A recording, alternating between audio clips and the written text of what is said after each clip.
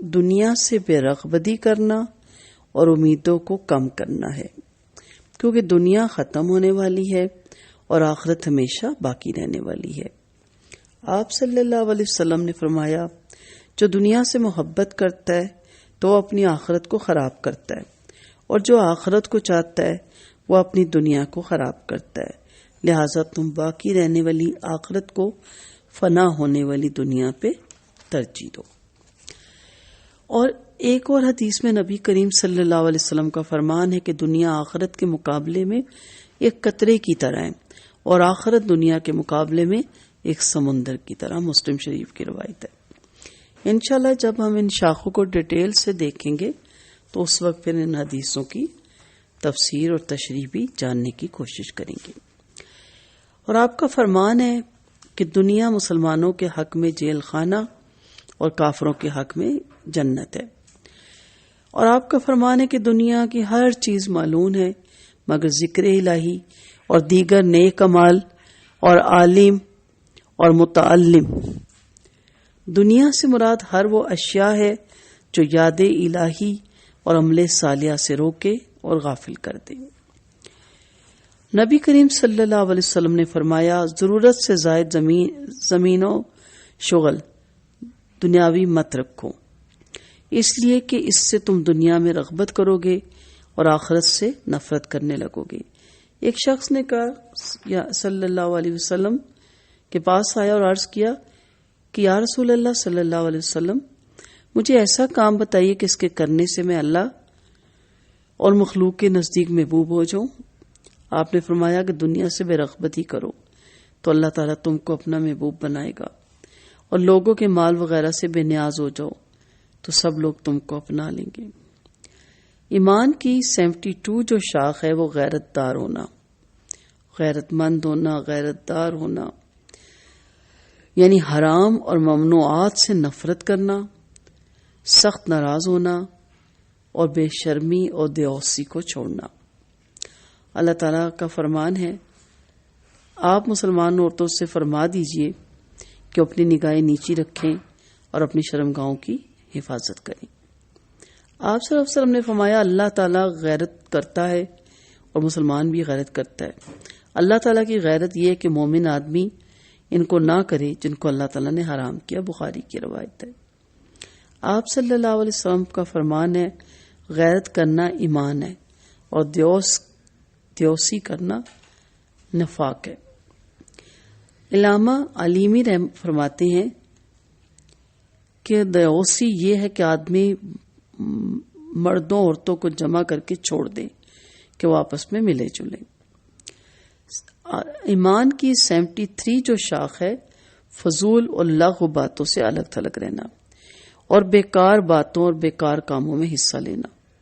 اللہ تعالیٰ کا فرمان ہے، جو اپنی نمازوں میں خشوع اور خضوع کرتے ہیں اور گڑ گڑاتے ہیں اور لغو باتوں سے ہراس کرتے ہیں اور منہ موڑتے ہیں، مومن، اور اللہ تعالیٰ نے فرمایا مومن اور اللہ کے وہی لوگ ہیں جو جھوٹی گواہی نہیں دیتے، اور جب لغو کام پر ان کا گزر ہوتا ہے تو اس سے منہ موڑ لیتے ہیں، اور ایک جگہ اللہ فرماتا ہے اور جب لغو بات سنتے ہیں تو منہ موڑ لیتے ہیں۔ نبی کریم صلی اللہ علیہ وسلم کا فرمان ہے، آدمی کے اسلام کی خوبی میں یہ ہے کہ وہ بیکار باتوں کو چھوڑ دے۔ ایمان کی 74 جو شاخ ہے، سخاوت ہے۔ قرآن مجید میں سخاوت کی بہت تعریف کی گئی۔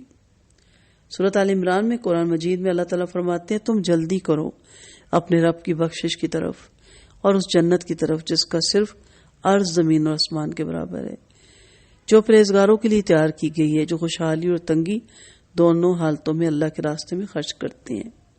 آپ صلی اللہ علیہ وسلم کا فرمان ہے، سخی آدمی اللہ سے قریب، جنت سے قریب اور لوگوں سے بھی قریب، اور بخیل شخص اللہ سے دور، جنت سے دور اور لوگوں سے بھی دور، اور نادان سخی اللہ کے نزدیک زیادہ پیارا ہے اس عابد سے جو بخیل ہو۔ مشکات کی یہ روایت ہے۔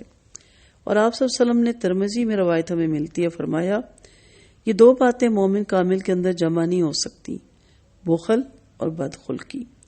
اسے معلوم ہوا کہ بخیل پورا مومن نہیں رہتا۔ اور آپ صلی اللہ علیہ وسلم نے فرمایا، سخاوت جنت میں ایک درخت ہے جو سخی ہوگا اس درخت کی شاخیں پکڑ کر جنت میں داخل ہو جائے گا، اور بخیل دوزخ میں ایک درخت ہے، جو بخیل ہوگا اس کی درخت کی شاخوں کو پکڑ کر دوزخ میں وہ شاخیں اس کو پہنچا دے گی۔ مشکات کی شفیع روایت ہے۔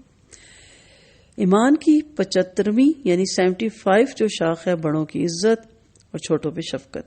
نبی کریم صلی اللہ علیہ وسلم نے فرمایا جو لوگوں پہ رحم نہیں کرتا اللہ تعالیٰ بھی اس پہ رحم نہیں کرتا۔ آپ کا فرمان ہے جو چھوٹوں پر شفقت نہیں کرتا اور بڑوں کی عزت نہیں کرتا وہ ہم میں سے نہیں۔ آپ کا فرمان ہے صلی اللہ علیہ وسلم بڑوں کو پہلے کلام کرنے دو، بخاری کی روایت ہے، اور فرمایا تم میں کا بڑا آدمی تمہاری امامت کرے۔ بڑوں کی عزت کرنے سے اللہ تعالیٰ بہت خوش ہوتا ہے۔ حدیث میں ہے کہ مسلمان بوڑھے آدمی کی عزت کرنا گویا اللہ کی عزت کرنا، ابو داؤد کی روایت ہے۔ ایمان کی 76ویں یعنی 76 شاخ آپس میں اصلاح کرنا۔ اللہ تعالیٰ فرماتے ہیں زیادہ سرگوشیوں میں بھلائی نہیں، البتہ جو صدقے کا حکم کرے اور بھلی باتوں کا یا لوگوں میں اصلاح کرنے کا حکم کرے، جو ان کاموں کو اللہ تعالیٰ کی خوشنودی کے لیے کرے تو ہم ان کو عنقریب بہت سا اجر دیں گے۔ سورۃ نساء کی آیت تھی۔ اور سورۃ حجرات میں اللہ تعالیٰ فرماتے ہیں مسلمانوں آپس میں بھائی بھائی ہیں، مسلمان آپس میں بھائی بھائی ہیں تو اپنے بھائیوں کے درمیان صلح کروا دیا کرو۔ اور نبی کریم صلی اللہ علیہ وسلم کا فرمان ہے لوگوں میں صلح کرانے والا جھوٹا نہیں ہے۔ اور پھر اسلام کی ایمان کی 77 شاخ تکلیف دہ چیز کو راستے سے دور کرنا اور کسی کو تکلیف نہ دینا، اپنے بھائی کے لیے وہی چیز پسند کرنا جو اپنے لیے پسند کرنا ہے۔ نبی کریم صلی اللہ علیہ وسلم کا فرمان ہے تم میں سے کوئی شخص کوئی مسلمان نہیں ہو سکتا جب تک وہ اپنے مسلمان بھائی کے لیے وہ چیز نہ چاہے جو اپنے لیے چاہتا ہے۔ نبی کریم صلی اللہ علیہ وسلم کا فرمان ہے ایمان کی 60 یا 70 سے زیادہ شاخیں ہیں، سب سے بہتر شاخ کلمہ لا الہ الا اللہ ہے، یعنی اللہ کے سوا کوئی عبادت کے لائق نہیں، اور سب سے معمولی شاخ تکلیف دینے والی چیز کو راستے سے ہٹا دینا، اور شرم بھی ایمان کی شاخوں میں سے ایک شاخ ہے۔ ایمان کی یہ 77 شاخیں